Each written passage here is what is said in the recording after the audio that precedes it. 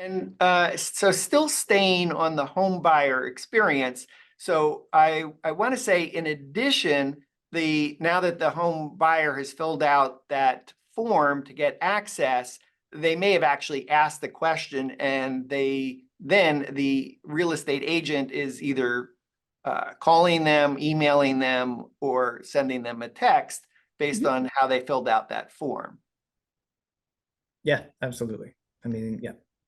So they get the bonus access, and there's probably some email, phone, text that they're getting from the agent to help answer their questions. You got it. Yep. Yeah. Okay. Is there anything else to talk about in the home buyer experience?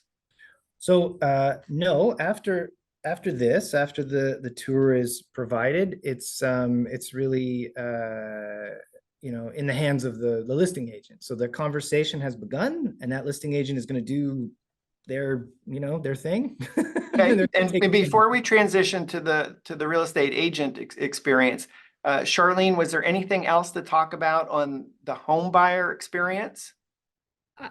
I think for me, like from a home buyer experience, I think it's kind of exciting, even just from the seller experience. If you have the ability to have an iGUIDE, you can actually have an open conversation with your real estate agent, which opens up to how can we market the features of this home? How can we differentiate ourselves?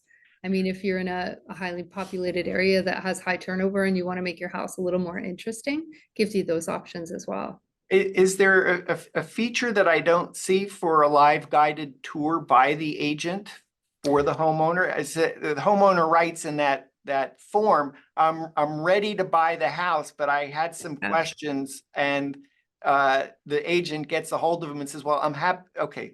You're about to show, Chris? Well, I can, yeah. So I can't do a live virtual showing, but I can describe what it is. So that's great.